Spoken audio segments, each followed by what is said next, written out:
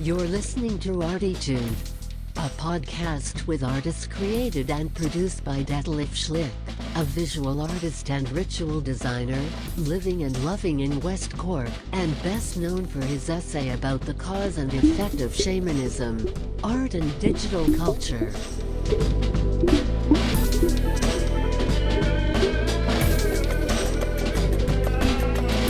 Working in the field of performance, photography, painting, sound, installations, and film, he will dive and discover with us and a weekly creative guest into the unknown and exciting deep ocean of the creative mind. This is Detlef Schlich, and today we dive together into the unknown and exciting ocean of the creative mind with Jamie Ashforth. Jamie is from Canada, Toronto, and she is an artist in residence over here in Ballydop. Hi, Jamie. Hi. It's great to have you here. It's great to be here. It is Jamie's first interview. She admitted. It's true. And she said she is a little bit nervous, but I mean I'm a little bit in. I have a little advantage because it's already in the number 9. You're the number 9. Okay. Yeah. Yeah, so that's great. Great to have you here. Thank you for inviting me to speak with you. We have 3 sessions as well, and I thought I would like actually to start to introduce Jamie somehow to the listeners. A little bit intimate from her work and what she's doing, from her use. I don't know. I mean, we just have 20 minutes, so 20 minutes are quickly over. So yeah, so what's your background as artist?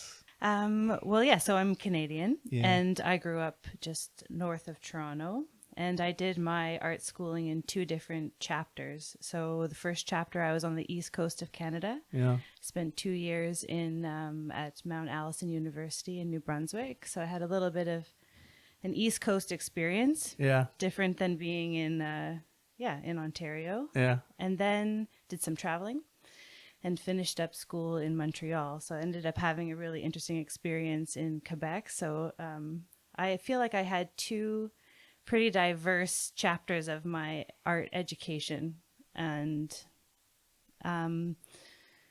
being on the East Coast, it's a small town. So countryside?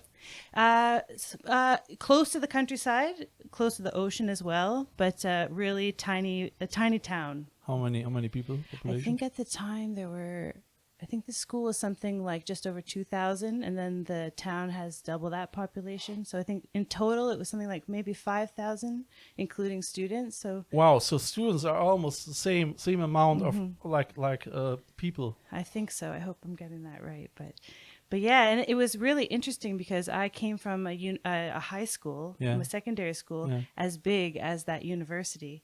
So I went from being in a pretty large high school experience in the suburbs of Toronto, basically, which was also an arts intensive high school. So I've always done art training from when I was a tiny little kid, which was great. And then ended up in this university, which was these really beautiful little pockets of intimate groups of friends.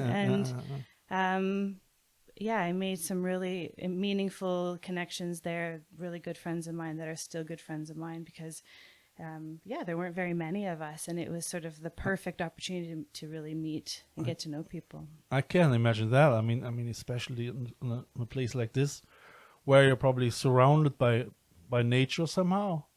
Yeah. A lot. I mean, like I say, so I studied on Sherkin Island, and it is actually a completely different experience to study on a countryside than in the city. And I mean, as well, your work is completely different as well. Definitely. So you start printing with the ocean and painting with blackberries. Yeah, I mean that's more recent work, but I think that particular moment in my life was really important because I mean, it's the first time living away from home. It's the first time starting to think sort of politically. My politics changed, and I just met people from all over that I wouldn't have been exposed to otherwise. But Sackville, New Brunswick is a pretty vibrant artistic community for such a small place, and lots of little events, concerts, art exhibits. There's very cultural. Well, that sounds great. It was wonderful. Probably as well very alternative, wasn't it? Yeah, definitely. It was like Colorado a little bit.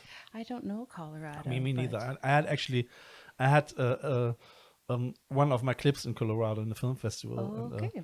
And that was quite. I wasn't there, but so that is the reason why I got in contact with them and researched a little bit about them, and they're quite very alternative. I mean, probably more alternative than any other place in America over there. So I don't know. Yeah. That sounds great. So that was 2 years, and then 2 more years in Toronto. 2 years, kind of. I traveled. And I was home for a bit, and then I ended up doing more like 3 years in Montreal, but 2 years of school there. Yeah. And it was this it was a totally different experience. I was anonymous. I was in a big city. Also, Mount Allison, it's in Sackville on the East Coast, was more of at the time, I felt a bit of a traditional art training. Yeah. And then to go to Concordia was a little bit more conceptually grounded. So it sort of balanced out in a way. So there were 2 more years of conceptual art. Mm-hmm. Yeah. So from 4 years in total, and yeah, I mean, I think that is a good way actually. I mean, Schurken was as well a good mix of working with really your surroundings and as well learning a lot of multimedia stuff. You know? So I mean, that was actually my cup of tea. I really liked it. You know? Well, and I think my work at Concordia, I mean, taking time in between those 2 chapters was good to kind of get out of Dodge and travel and sort of experience some other things. And then I would say the work in Concordia was a sort of new chapter, and actually it's really strange what's happening now, because I mean, it was ages ago that I did that end of my degree, and it inspired the work that's happening now in a way I didn't expect. Now, I can't imagine that. Yeah. So this sort of curiosity about texture, you know, I started printing from my skin in Concordia, and I was doing rubbings of the hardwood floor in my apartment in Montreal, and really finding that surface textures tell stories. You speak out of my deepest inner thing. I agree completely with that, you know, because that keeps me actually alive somehow. When I feel sad and I walk out to the river or see the waves and just the reflection, you know, the texture over there, and say, hey, Detlef, come on, you know. So you can be happy. I mean, try to appreciate that you're able to sense this texture, you know. So it is a gift, you know. Or it's a feeling, you know, that tactile, very tactile. Yeah, like, so to be able to, I think for me, even then, I mean, the themes and sort of conceptual grounding of the work now is related to this work that I think at this point it was over 12 or 14 years ago, so it's a while, but that that I was curious about specifically identity, but also home. So I was sort of curious about shelter and place and sense of connection, and like I said, I think textures, like I'm looking at the wood ceiling in the studio here, and you know, you can see how at one point maybe it was a little bit wet, and then it's dried, and it's been sun bleached, and that the stories that exist embedded in material. I think it's so beautiful and so simple, but also complex at the same time. You can do great research in that, isn't it? I mean, probably if you're once diving into that, it's cool. I mean, I'm surrounded here by Jamie's texture work actually. So, and I might put that in a later stage into the YouTube visual podcasts. And Jamie, she will send me as well a couple of images from her work. And she has there a couple of tea bags, no? And it was quite nice. She already told me the story about it. So what was it? So I mean, I've been working like quite intuitively, so I haven't really come with a plan. But this is sort of always how I've worked. But I ended up saving the tea bags from the first 2 weeks of the residency, and not knowing what I'd do with them. And a couple of days ago, I laid them out on the paper, added a little bit of watercolor just to make sure there was pigment. And I mean, we're both looking at this piece of just like 2 weeks worth of tea bags that in a way is a kind of measure of time, like how to measure a 2 week residency experience. I mean, in tea bags, like there it is on the page. And it's also a map, like those look kind of topographical to me, that they kind of create, there's a story to it, you know. And so she collected 1, 2, 3, 4, 5, 6, 7, 8, 9, 10, 11, 12, 13, 14, 15, 16, 17 tea bags on a sheet, on an A3 sheet of paper almost, isn't it? I would say. You know, this is a way of measuring paper sizes I'm not familiar with. This is not the Canadian way. No, I think it's a 9 by 12, but I mean, we could call it A3. That's fine.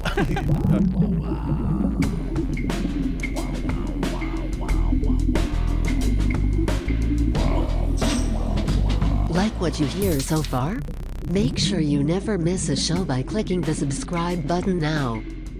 This podcast is made possible by listeners like you. Thank you for your support. Now back to the show. It's 9 by 12 is a little bit smaller than A3. Okay. However, it is. It is. They're hanging on the wall, and it looks already very, very like it's already a little private exhibition for ArTEEtude, so which is really nice. It's really great, really welcoming. So I think of it kind of like a nest. Like I have strung up these strings with clothes pegs, and there's lots of little pieces I've been working on, and it just feels like they're all experimental things. I'm not sure where they're going yet, but I feel like I've created a little bit of a nest in here. I would say it. I think. So how long are you gonna stay now here in this residency? So it's a 6 week residency. 6 weeks. And so I'm here. I think it's till the 25th of October. Yeah. Okay. So I think it was really. I mean, I'm probably one of the unorganized people on this planet. So but because if I see that, it's really it's not like a studio from Francis Bacon. No, that's true. Well, what's been really interesting too is because they're easy to move around. Every day I come in and I rearrange them and I add and I move, and you know, there's the wall of things that aren't working over here, and then there's the wall of things that are really working closer to me. That's great. And it's interactive. Yeah. So I might come back to that more in the second part where we're gonna speak about Jamie's journey. So actually, I still try to stick in the first part somehow to your background. Okay. and to your I don't know. So I wrote something down what I wanted to ask you in the first. So I had the backgrounds, Toronto, studying cultural opportunities. On art in Toronto. I think this would be maybe as well some interesting thing. Maybe I can also just insert that after art school, I ended up working in film, as I was mentioning.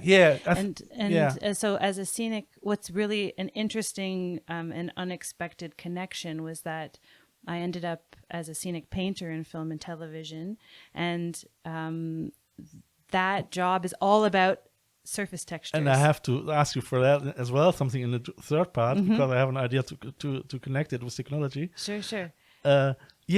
So basically our job as a scenic painter is to reproduce textures in real life, but with paint. So an example is turning a concrete floor into a hardwood floor. Yeah. So it's an optical illusion. And what I think was really interesting is that I had already in my art practice been examining how texture tells stories, and then suddenly ended up in a job that I didn't even know existed until I stumbled into it. It is often like this, isn't it? Totally. Huh? It totally. Was it a full-time job? More than full time. 10, 12 hours a day sometimes. It depends on the show, but it can be, and it can be, it can be 5 days a week, it can be 7 days a week. It depended on sort of the time of year and the place in my career. At the beginning, I worked as much as possible, and then ended up on a show that was a little bit more structured and a little like shorter days, but still quite long, pretty intensive in terms of time commitment. I can imagine. I know. Yeah. I can imagine that. Yeah. But I mean, 10 years. Yeah, almost. I think closer to 9, but yeah. And you stopped it, so just for the purpose that you tried something different. Yeah, exactly. I mean, I ended up doing taking spaces between contracts and then trying new things and doing some traveling. And I was just ready for a change. I mean, it's contract based work, so I can go back to it kind of at any time. But it's nice to kind of interject some new stuff happening. And I think for me, it was time to return to my art practice because it went on the back burner for some time. Sure, yeah. And but as I'm saying too, that they're quite connected actually, because the work is both, it's visual and it's absolutely sort of texture based. It's just the context that changes. So and what was it? And did the producers appreciate it, or was it sometimes a little bit dodgy regarding that you did the work which didn't really appeal for you? I always thought of us as we basically were like the hands of the designer. So the designer comes up kind of with the overriding vision, which is inspired by the writers and storyline, and then and guided by the producers as well. But then we kind of made that vision come to life, and it's really sort of crew based. So I think ultimately our work is appreciated because we helped to set kind of ambiance and tone and feeling, and when that isn't there, then it needs to be amended and changed. So, but at the same time, I would say we at times are overlooked for sure. So because we're it was great. It was probably a great experience. I mean, and you could be happy to have a job. It's so difficult. Probably it's as well very difficult to get a job in Toronto as an artist, isn't it? I mean, the same like here. And the film scene in Toronto is like actually, I mean, COVID aside, is like a pretty big enterprise, and quite a few people work in the industry there, and it attracts a lot of creative people. Yeah, I mean, Toronto was around 2 million people. Oh no, I'm so bad with numbers. Yeah, like no, population stats. No. Like I say, I had already the chat with Dory, and he's living actually close to Toronto, but he studies his bioinformatics in Toronto, so I researched a little bit into that. I was quite interested in that, how different the culture-wise people dealing in actually in Canada, Oh, I mean, it's a hugely multicultural city and hugely populated as well, but I always feel like it's a bunch of cities within one city, that there's these pockets of suburbs. There's suburbs, but even within the city, you have Greektown and Little Portugal and Chinatown and Little India and Little Malta, and I mean it's hugely multicultural, which is its appeal in a lot of ways, that you can have a variety of experiences. Yeah, that's probably in most of the big cities. The advantage, isn't it? Yeah. I mean, I had chats. I mean, I don't know. So I'm actually happy to living on the countryside. But if I dream about this advantage for living in a city, it is probably really that you can go into a restaurant and you can have in your Italian restaurant your grappa next to the espresso, so which is here still quite tricky because the license. No, I mean, I think a small town or a rural experience just will never be a city experience, and vice versa. And they're meant to be different that way. And I think you get the best of both worlds if you live in one and visit the other. You can appreciate the differences. Yeah. Well, we're gonna come back to that maybe a little bit in the second part. I was wondering, I found out a little bit about your I read this interview from the, what was it, the Southern Star? No, the Irish Examiner. Yeah. And there was this painting thing was the luck. Oh yeah, you know what? That was one of that was probably my favorite project I've worked on in general. So it was in a way I think of it as creative collaboration. So Rose Cousins is a musician, Canadian musician. I watched it. Okay. I really liked that. I watched the whole show, The Natural Conclusions. Okay. You know. Can I also insert that she's the reason I'm in Ballydehob, because I wrote her before I came to Ireland the first time in February and said, where should I go? Because she's toured quite extensively in Ireland. And she said, you must go to West Cork, and you must go to Ballydehob, and you must go to Levis's. That's great. We're going to go for that in the second part. Okay. That's cool. So painting is like an old friend. This is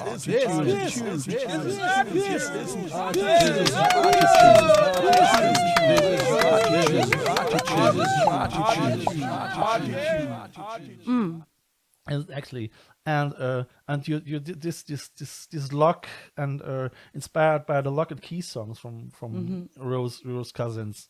So I was quite interested in, I mean, in the lockdown thing in general, you know, especially now, because I wrote an essay in February, the neurogenesis of a seahorse, which was about my personal lockdown as well, you know. So the lock in general was quite. I was interested in research as well, and you had then this quote that it inspires you. What was it? We lock the door and know that no one else has the key. There was something special where the lock inspired you. So you say that the lock is a symbol of safety. To lock something of value up for safekeeping. You know?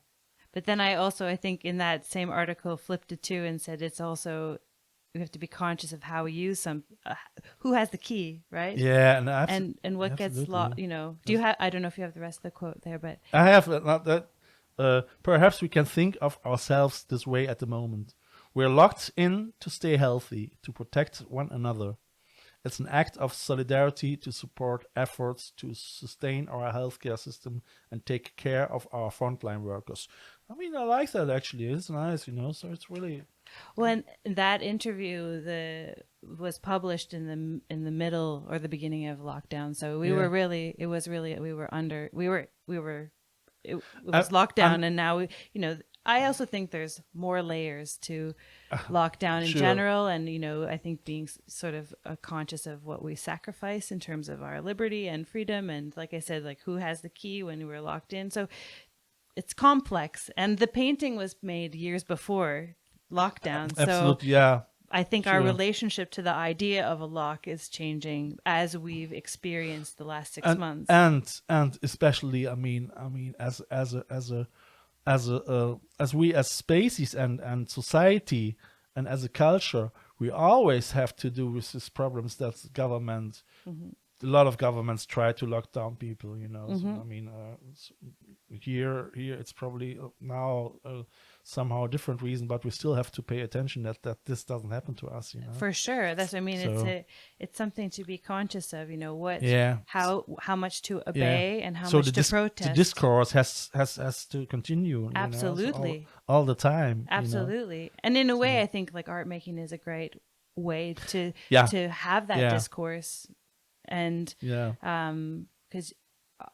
I think we can read into images and symbols in different ways personally, and a lock, that the key in general, you know. So interested if you think that was actually at the beginning it was just a wooden door and a hole with a stick, and this stick was just if you twisted it in the hole, you know, it was throwing a beam away, right? Know, so you could open the door, you know. So it was just to secure that it's closed, not that it's locked. And the ancient Egypts, they used to deal as well with wooden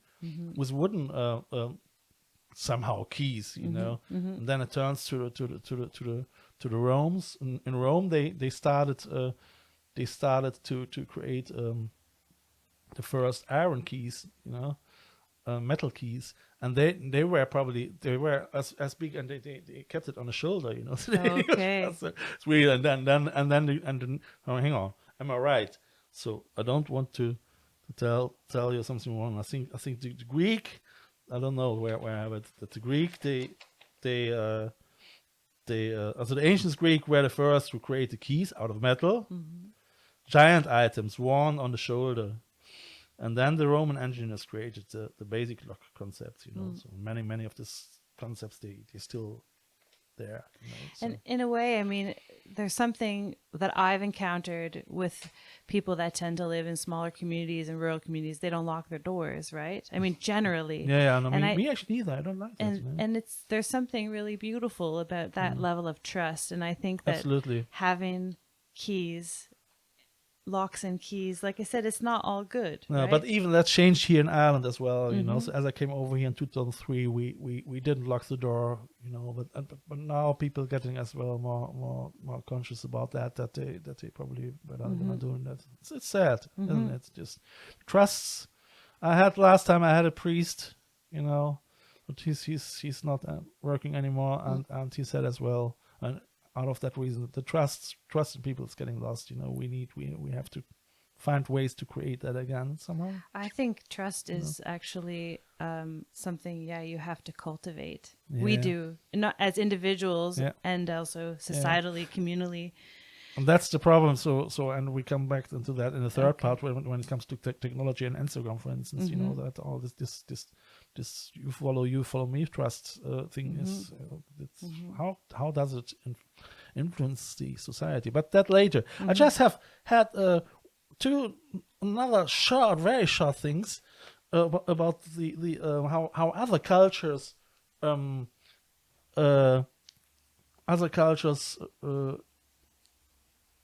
see locks, so they engraved locks as a symbol of marriage, for instance, as well, so because it's uniting two people, But I mean, I think that also immediately what comes to mind is that terrible the ball and chain kind of metaphor. But I had this second one as well. This ball and chain metaphor came into my head as well. I said, okay, so I didn't look up which culture it was it's wishful thinking, yes. Yeah. But I mean, there's something also really gorgeous about that kind of commitment, to like sticking with somebody and carrying through. It used to work sometime, and I think it still can work, but I mean, Dory, he tries. I mean, you will listen to him, and he tries to find concepts to bring people together that learn to love, and he uses as well the neuroscience just in order to find ways that people can stick together, and it's still hard work, Well, and this relates also to the question of trust, how to cultivate trust for yourself in making a good decision, but also how to trust in somebody else enough that you stay, and also trust in community and in family and in chosen friends, which is like your chosen family, and so I think the trust piece goes really, really close, is a part of that. And there was another society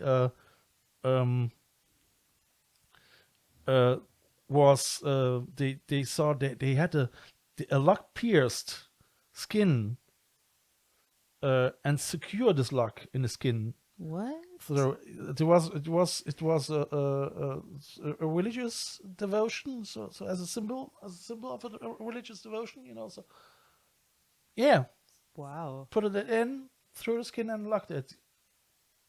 Okay. So I don't know about that. Me neither. I mean, and as well in Cologne, but we come to that maybe the second part. They have, or actually on every bridge nowadays, it's very common to put these locks all to this huge bridges. So I actually heard there's a bridge somewhere, I don't know where, but that they ended up having to cut part of the bridge away, I think, because there were troubled waters, probably too many locks on it. Okay. With the weight was something. Yeah, too heavy. Too heavy. I can't imagine that. Yeah. because maybe in France. Anyways, I heard this. I mean, I can imagine that the static thing could probably suffer from it as well. Hey, Janie, that was great. It was great. That was already the first part, and So you didn't appear very nervous. Good. I'm glad. All right. Thank you very much for having you here. Thanks for the interview. And dear listeners, I hope I can hear you, have you for the second part. Okay, take care. Bye-bye. Bye. This is a listener-supported show. I feel honored if you subscribe this show. You can follow me non-financial with a following click on one of my Instagram accounts, or subscribe the visual version of this podcast on YouTube via the link below. If you like what you hear, be sure to tune in this Sunday for the third part of this ArTEEtude audio triptych. If you want to leave a donation for a coffee or a bus ticket, just follow the donation link via the ArTEEtude podcast account. Eventually, I would like to thank, through this medium, all my members and listeners of the I Love West Cork Artists Network from all over the world. Just to remember myself that without you, this here couldn't and wouldn't happen.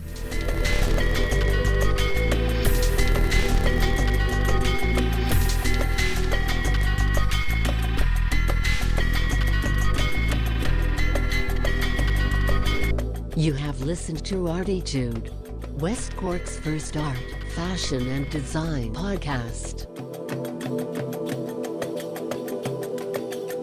ArTEEtude, never so close again. That was too close.